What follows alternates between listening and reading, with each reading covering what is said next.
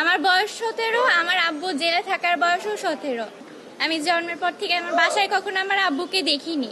দেশের পট পরিবর্তনে আমরা ন্যায় বিচার পেলাম। পাতানো সাক্ষী দিয়ে তাকে ডেথ সেন্টেন্স দেওয়া হয়। এই মামলায় আসামি ছিলেন mister Tarique Rahman, general Rezaqul Haider, brigadier Abdur Rahim যিনি কারাগারেই মারা গেছেন, আব্দুল সালাম পিন্টু এবং আরও অনেকে।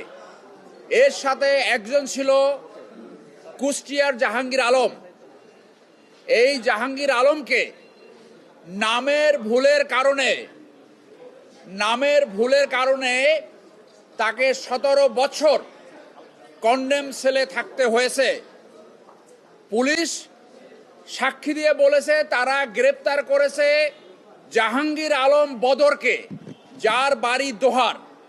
এই জাহাঙ্গীর আলম বদর ছিল মুফতি হান্নানের সাথে 9টি মামলার সহযোগী আসামি। অথচ এই জাহাঙ্গীর আলম কুষ্টিয়া, যিনি ল্যাব তোষকের একজন দোকানদার ছিল, সাক্ষী দিয়ে বলা হয়েছিল ঘটনার সময় তিনি কুষ্টিয়াতে ছিলেন। এরপরও অত্যন্ত অন্যায্যভাবে, অত্যন্ত অন্যায়ভাবে তাকে পাতানো সাক্ষী দিয়ে তাকে ডেথ সেন্টেন্স দেওয়া হয়। 17 বছর তিনি এই কন্ডেম সেলে ছিলেন। আজকে আমরা ন্যায় বিচার পেয়েছি। আমার ডান পাশে যে মেয়েটি আপনারা দেখছেন, তার বয়স ছিল তখন 4 মাস। 4 মাস সময়ে তার বাবা অন্যায়ভাবে মিথ্যা মামলায় গ্রেপ্তার হয় এবং এখন সে মুক্তি পেয়েছে। আজকে এই মেয়েটা খুশি, ন্যায় বিচার পেয়েছে। আমার বামে যে রয়েছেন তিনি জাহাঙ্গীর আলমের আপন বোন। তারা এতদিন ধরে এই ন্যায় বিচারের অপেক্ষায় ছিলেন। আজকে তারা ন্যায় বিচার পেয়েছে।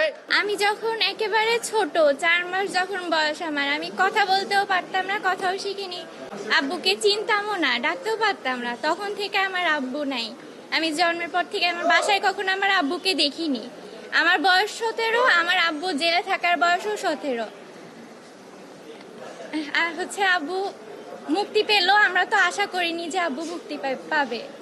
আমাদের দ্বিতীয়ভাবে দেশ স্বাধীন রাষ্ট্র হলো। ব্যবস্থা পরিবর্তনের কারণে আমরা ন্যায় বিচারের আশা করেছি। হ্যাঁ, আর এখন আব্বুকে পেয়ে অনেক খুশি। কে বাবাকে পেয়ে খুশি হবে না?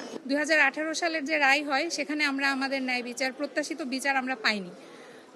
ঘটনার দিন আমার ভাইয়া সহ আমরা সবাই, যে ঘটনাটা ঘটে 21শে আগস্টে, সেই দিন আমরা সবাই একসাথে উপস্থিত থেকে টিভিতে আমরা সংবাদটা দেখেছিলাম এবং সেই দিনে দোকানে আমার ভাইয়া সারাদিন বেচা কেনা করেছিল।